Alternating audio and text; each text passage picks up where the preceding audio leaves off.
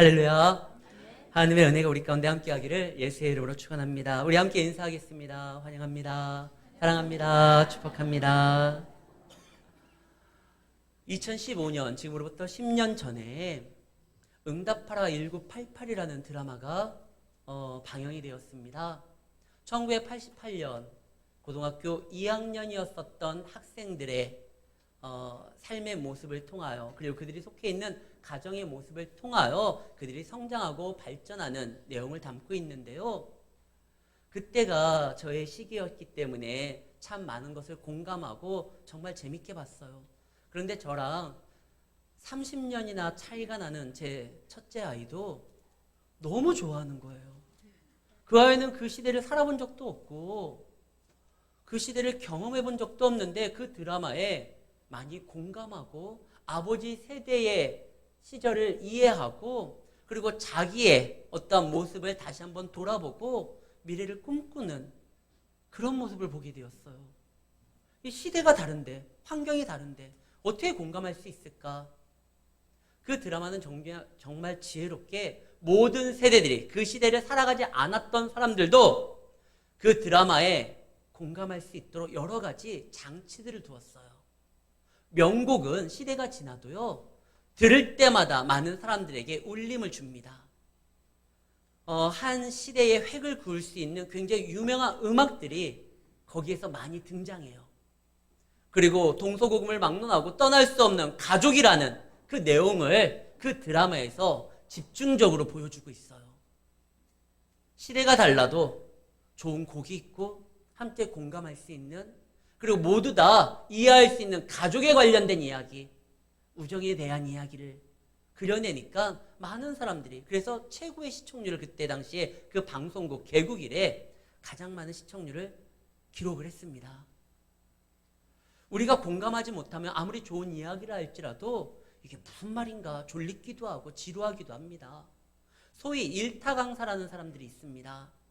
그들이 쪽집게처럼 잘 답을 찍어내서가 아니라 수강을 하는 사람들이 공감할 수 있는 내용으로, 이해할 수 있는 언어로 문제를 설명하고 그들의 이해를 돕기 때문에 많은 사람들이 그를 일타강사라고 합니다. 예수님은 일타강사였어요.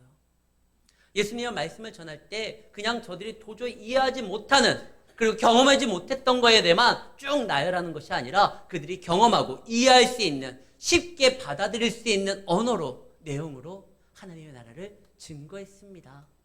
그게 바로 목자와 양에 관련된 이야기예요. 2000년 전 팔레스타인 지역에서 양은 굉장히 소중한 존재였고 목자는 흔한 직업이었어요. 그래서 목자와 양, 혹시 우리 집안에 양, 목자가 없다 할지라도 우리 주변에, 우리 이웃에는 목자들이 많았어요. 그리고 양도 많았고요. 그래서 예수님이 이 목자와 양에 대해서 비유를 할 때, 아, 그 뜻이구나, 그렇구나 알고 있어요. 근데 우리는요, 혹시 집에서 양 키우시는 분 계셔요?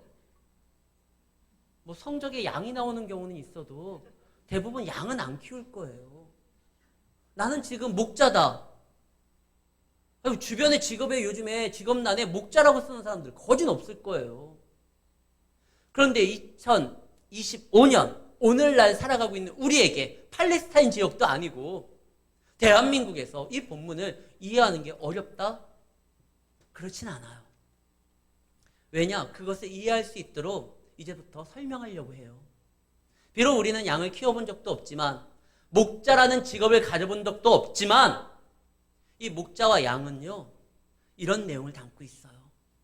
먼저 양은 머리가, 지능이 뛰어난 그런 동물은 아닙니다. 그런데요, 목자의 음성은 기가 막히게 알아들어요. 그래서 예수님이 말을 하죠. 나는 목자라. 내 양은 내 목소리를 알고 있다. 나도 양의 목소리를 알고 있다.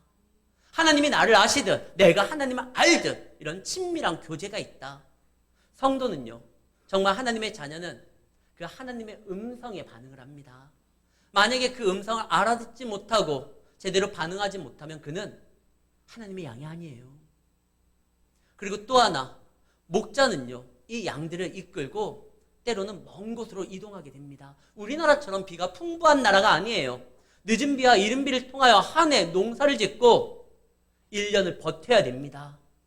그런데 양들은요, 계속적으로 이 푸른 풀밭, 맑은 시냇물 까가지고 뭔가를 채워야 되는데, 이 척박한 땅에 그러지 못할 때 목자가 그들을 이끌고 풀이 있는 곳에, 꼴이 있는 곳으로 나아가야 됩니다. 그러다 보면 때로는 그날 못 돌아와요. 며칠씩 밖에 있어야 돼요. 그래서 그들은 울타리를 만듭니다. 그리고 양을 거기에 보관해요. 혼자 할 수 없게 여러 목자들이 같이 공동의 울타리를 만들고 양을 집어넣습니다. 그럼 구분이 안 될 거 아닙니까? 양이 다 똑같이 생겼잖아요. 그때 목자가 자기의 양의 이름을 부르면 양들이 그 목자의 음성을 알아차리고 그 목자에 따라 움직여요. 비록 섞여 있어도 이 목자가 이야기하면 양은 반응을 하고 따라옵니다. 그리고 울타리는요, 혹시나 도적이나 강도나 위험한 어떤 야생 동물로 인해서 양에 혹시 어려움을 당하면 안 되니까 거기에다가 문을 세우고 파수꾼을 놔요. 도둑들이 못 들어오도록, 짐승들이 양을 못 채가도록 보호해야 됩니다. 이것이 목자와 양의 관계예요. 이것을 통해서 우리가 말씀을 좀 이해를 해야 됩니다. 예수님께서 이 땅에 오셔가지고 많은 것들을 하셨지만 가장 중요한 건 구원사역이었어요. 나는 양의 문이라 예수님 외에 다른 문이 허락되지 않았습니다. 그 문으로 들어가야지만 하나님의 은혜를 받고 안전하게 성도가 성장할 뿐만 아니라 그의 인도함 따라 자라날 수가 있는 겁니다. 그런데 목자보다 앞서서 와서 그 양들을 가지고 가려고 하는 사람들도 목자의 음성 비슷하게 반응해가지고 양들을 부르는 경우가 있습니다. 그때 조심해야 돼요. 제가 교목으로서 활동하기 전에 제 전임자가 첫 설교 때 이러한 설교를 해가지고 난리가 난 적이 한 번 있었어요. 그러니까 이제 미션 스쿨이다 보니까 채플도 있지만 또 교목은 밤마다 들어가서 종교 수업을 또 인도해야 됩니다. 그런데 제일 먼저 하는 것이 월요일 날 첫 시간에 교직원들을 모아놓고 예배를 드리는 거예요. 그래서 월요일 날 첫 시간은 예배입니다. 교직원들 상대로. 학생들은 방송을 통해 가지고 큐티를 진행하고요. 그런데 제 전임자가 어떤 본문을 가지고 설교를 했냐? 오늘 본문 10장 8절입니다. 나보다 먼저 온 자는 다 절도요 강도니 양들이 듣지 아니하였으니. 자기 전임자들은, 자기보다 먼저 온 자들은 다 도둑이고 강도고 뭐 이런 이상한 설교를 하신 거예요. 그래서 예배 후에 막 이게 좀 선생님들 사이에 이게 무슨 말이냐 라고 하는 그런 소란이 좀 있었다고 합니다. 그래서 제가 처음 그 학교에 부임되었을 때 교감 선생님이 저를 찾아왔어요. 목사님, 혹시 본문이 뭡니까? 왜 그렇습니까? 하면서 그 얘기를 해준 거예요. 안심하세요. 저 그 본문은 아닙니다. 그런데 여기에서 말씀하셨던 건 예수님보다 먼저 온 자들이 시간상으로 다 도둑이고 강도다? 이 뜻이 아니에요. 예수님보다 먼저 와서 여자가 낳은 자 중에 가장 큰 자였고 예수님도 그의 사역을 인정하고 응원했던 자가 있습니다. 세례 요한이었죠. 그는 예수님보다 6개월 먼저 태어났을 뿐만 아니라 예수님이 오시기 전에 광야에서 외치는 자로서 예수님의 길을 예비했던 자입니다. 근데 그는 강도가 아니었어요. 도둑이 아니었어요. 예수님보다 먼저 예배자로서 세워졌었던 사람 다윗, 도적이요 강도라고 말하지 않습니다. 믿음의 조상이었던 아브라함, 그도 그렇게 말하지 않아요. 여기에서 나보다 먼저 온 자, 이 뜻은요, 하나님의 말씀보다 자기의 욕심과 욕망이 앞서가지고 하나님의 말씀을 왜곡하여 양들을 돌보는 것이 아니라 양들을 잡아먹는 사꾼들을 의미하는 것입니다. 예수님께서는 그들을 그냥 알바 정도로 얘기하지 않고 아예 양들을 해야 하는 사꾼이라고 말을 해요. 때로는 하나님의 말씀을 우리가 지킨다고, 하나님의 말씀을 붙든다고 하면서 오히려 그 하나님의 말씀을 내 욕심을 채우기 위하여 왜곡하여 다른 사람들을 현혹하는 경우가 있습니다.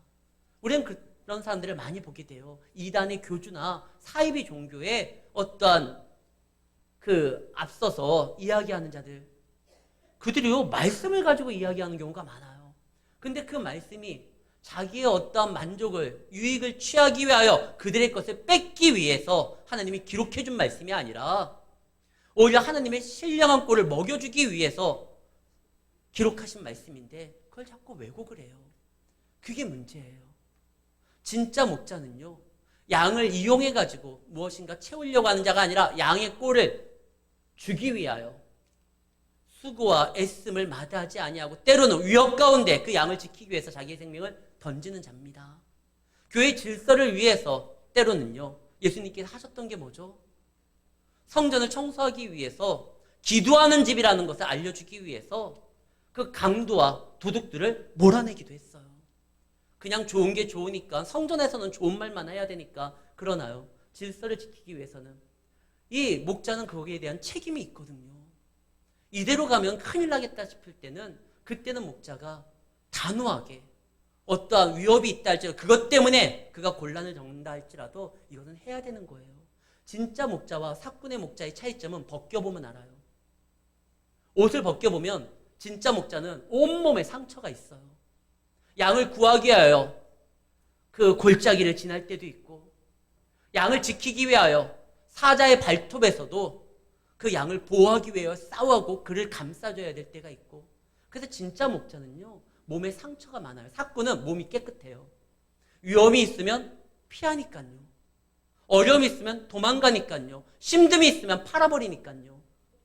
그래서 사꾼의 목자들은 깨끗하지만 진짜 양을 책임져야 될 목자는요, 그럴 수가 없어요. 이 양을 위해서 생명을 던집니다. 얼마 전에 아내와 함께 광주의 가장 큰 중고차 매장을 한 3, 4주 전에 갔었어요. 가가지고 이제 차를 알아봐야 되는데 매장이 너무 많은 거예요. 어느 매장에 가가지고 우리가 이렇게 이야기해야 될지 잘 몰라서 아내하고 둘이 생각하기에 문이 열려 있고 가장 깨끗한 사무실에 우리가 가자. 이렇게 깨끗한 사무실을 유지할 정도면 차에 대한 꼼꼼한 관리도 있을 것 같다. 나름 둘이 생각하고 이렇게 살피다가 괜찮은 매장이 있어서 들어갔어요. 차를 보러 왔습니다. 여보세요 하는데도 아무도 없어요. 실례합니다 하니까 그때서야 저쪽에서 예, 어떻게 오셨죠? 차를 보러 왔습니다. 그래서 이제 우리가 원하는 어떠한 차에 대해서 얘기를 했어요. 그러니까 그분이 한 2대 정도 이렇게 컴퓨터로 찾다가 그냥 이렇게 찾으면 시간도 많이 걸리고 하니까 아내하고 저보고 저기 위에서부터 차들을 그냥 보래요. 보면 거기 앞에 전화번호가 있으니까 그 매장에 전화를 하래요. 좀 이상한 직원이었는데 아내하고 저는 또 그렇게 했어요. 그래요? 하고 둘이 또 나와가지고 엘리베이터 타고 그 매곡동인가 매월동인가 거기에서 이제 둘이 막 차를 보러 다니는 거예요. 어떤 차가 좋은지, 이 차가 어떤 컨디션이고 어떠한 내역을 가지고 있는지 모르고 그냥 차만 보는 거예요. 아내랑 둘이 이렇게 보는데 갑자기 저쪽에서 어떤 분이 차를 막 이렇게 만지고 있다가 저희들 보고 어떻게 오셨습니까? 보통 손님이 오면 옆에 딜러가 있어야 되는데 우리들만 보고 있으니까 그래서 어떤 매장에 갔더니 우리 보고 차를 이렇게 찾아보라고 그래가지고 우리 다니고 있습니다. 그 사람이 깜짝 놀래요.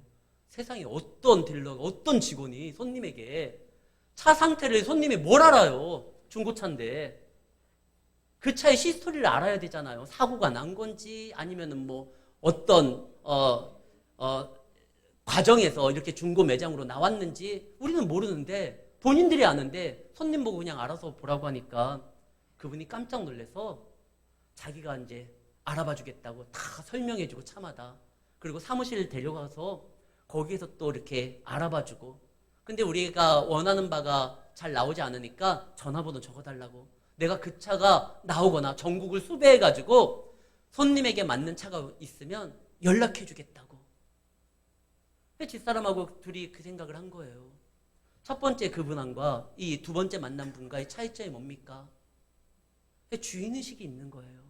아마 두 번째 분은 그 매장을 직접 운영하는 주인인 것 같고 그 첫 번째 그분은 그냥 알바 같아요. 토요일날 우리가 그때 토요일날 갔었던 것 같아요. 토요일날 괜히 왜 와가지고 저러나 싶은 건지 그냥 우리 보고 알아보라고. 직원에 대한 태도가 다른 거예요. 예수님은요, 우리에 대해서 당신이 우리의 주인이라는 것에 대한 확실한 가운데 우리를 지배하려고 하는 것이 아니라 우리를 지키고 보호하고 우리에게 좋은 것을 먹이기 위하여 선한 목자로서 당신의 생명을 던지기 위해서 이 땅에 오셨습니다. 그리고 그분의 가르침을 받기 위해서는 그 안에 들어가야 되는 거예요. 다른 거가 아니라, 담을 넘는 것이 아니라 정상적인 그분이 문이기에 그분의 인도함 따라 나아가면 그분 안에서 우리가 참된 힘을 얻게 되고 위로를 얻게 되고 또한 세상을 살아갈 수 있는 힘을 얻게 됩니다. 예수님은요, 지금 이 세상이 얼마나 심각한지에 대해서 알고 계셔요. 이 세상이 편안하고 내 양을 아무데나 풀어놔도 안전할 뿐만 아니라 내 양이 지켜질 것이다 생각하는 것이 아니라 예수님이 이 세상이 정말 우는 사자같이 삼킬차를 찾는 사탄이 믿는 사람들을 흔들려고 하는, 자칫 잘못하면 미혹의 영이 영혼을 훔쳐가려고 하는 그런 세상으로 보고 계셔요. 실제로 그렇고요. 이 땅은 죄 가운데 하나님의 진노가 이미 예정되어 있어요. 그런 가운데 살 수 있는 유일한 방법, 예수님으로, 주의 은혜로 들어가는 것밖에 없습니다. 예수님이 이 땅에서 제자들을 보낼 때 뭐라고 해요? 야, 꽃놀이 가라가 아니라 이리에게 양을 보내는 것처럼 내가 너희를 보낸다. 이렇게 걱정하시면서 그들이 하나님의 이름으로 너희들에게 금과 은은 없어도 나사렛 예수의 이름으로 능력을 발할 수 있는 그 말씀의 능력들을 그들에게 주잖아요. 우리가 그 말씀의 능력으로, 말씀의 인도함 따라 살아가지 아니하면 세상은요, 우리를 흔듭니다. 온갖 좋은 이야기를 통해서 우리의 영혼을 가져가려고 해요. 그래서 우리는 양의 문에 들어가야 되고 양의 울타리 안에 거해야 되고 그분의 인도함 따라 움직여야 됩니다. 이것이 살 수 있는 유일한 방법인 거예요. 사랑하는 성도 여러분, 우리는 주님의 은혜 가운데 있는 자들입니다. 그렇다고 하면 그의 지시를 받아야 되는 거예요. 문은 들어가서 안전하게 보호도 되지만 그의 통제를 받는 것이에요. 함부로 우리가 주님을 떠나 움직이면 너무나 위험에 많이 노출이 됩니다. 그러나 주님 앞에 있으면 힘들고 어려움이 있다 할지라도 그 안에 있으면 가장 안전할 수가 있는 거예요. 지난주에 화제의 영상이 TV에서 보여졌습니다. 내가 오후 찬양 때 보여줄게요. 어떤 거냐면 어떤 아이가 엘리베이터에 갇혔어요. 눌러도 문이 안 열려요. 그때 그 아이가 무릎을 딱 꿇어요. 하나님, 저 무섭습니다. 두렵습니다. 그러나 하나님이 함께하는 줄을 압니다. 문이 열리게 해주십시오. 그렇게 기도가 끝난 다음에 정말 문이 쫙 열려요. 그게 이제 그 지난주에 해외 토픽으로 뉴스에 이렇게 보여줬는데 제가 말하고자 하는 것은 그 아이의 이 기도였어요. 무섭지만 하나님이 나와 함께하는 줄을 믿습니다.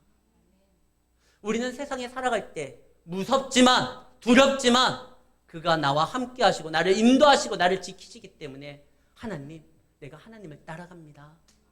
이런 믿음이 있어야 되는 거예요. 선한 목자는 양을 잡아먹지 않습니다. 반드시 양을 지킵니다. 우리는 그분을 따라가면 되는 거예요. 예수님이 이 땅에 오셨습니다. 하나님이 자기가 직접 죄인이 우리를 상대하려고 온 게 아니라 아들을 보냈어요. 그 말은 의도와 목적이 분명한 거예요. 그 아들을 통하여 우리가 하나님의 자녀로서 변화되기 위함인 겁니다.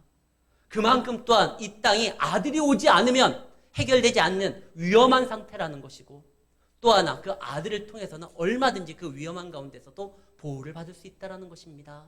우리의 참된 목자이신 예수님의 말씀에 여러분들이 반응하시기를 바랍니다. 그런데요, 이 자리에 있는 모든 분들은 그 예수님의 말씀에 반응하여 지금 함께 하잖아요. 근데 16절 말씀입니다. 16절, 또 이 우리에 들지 아니한 다른 양들이 또 있다는 거예요.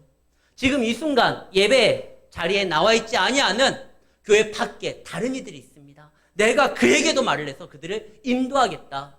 그런데요, 교회 밖에 있는 양들은 성경을 보지 않아요. 말씀을 듣지 않아요. 예배 자리에 함께하지 않아요. 그러니까 우리 밖에 있어요. 근데 어떻게 목자의 음성을 듣습니까? 이미 목자의 양인 우리가 목자의 음성을 통하여 저들에게 양이 양을 다시 인도해야 될 책임이 있는 거예요. 세리 나사로가 있으니까 예수님 앞에 누가 옵니까? 세리들이 오잖아요. 우물가 여인, 그 사마리아 사람이 예수님 앞에 나오니까 그의 초대를 받은 그 마을 사람들이 오잖아요.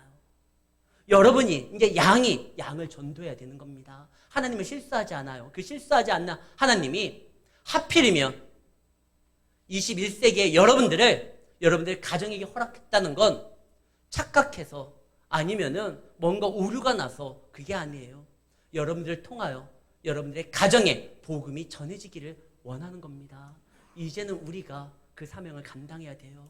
우리가 양의 음성을 듣고 그분의 인도함 따라 살아가는 것처럼 우리의 가족들도 우리가 먼저 믿는 자로서 저들에게 주의 말씀을 증거함으로 주 앞으로 이끌어내야 될 사명이 있는 것입니다. 사랑하는 성도 여러분, 다음 주 추수감사주일입니다. 그때는 한 해에 감사할 것을 생각하며 하나님 앞에 우리 자신을 고백하는 시간입니다. 그런데 가장 큰 감사는 가족 구원이에요. 이 가족 구원을 이루기 위해서 여러분들 함께 하시기를 바랍니다. 그게 주님이 원하시는 바예요. 여러분들에게 믿음을 주신 건 여러분들 홀로 믿음 지키고 나아가라는 것이 아니라 그 믿음을 전하라는 것입니다. 아브라함을 택했을 때 하나님의 목적이 뭐죠? 내가 너로 복의 근원 되게 할 것이다. 너만 복 주고 세상은 내가 안 줄 거야. 이게 아니라 너가 복의 근원 돼서 복되게 만들 것이다. 하나님이 우리를 부르신 거 너를 통하여 너와 너의 가족이 구원함에 이르도록 하겠다. 이게 주님의 마음입니다.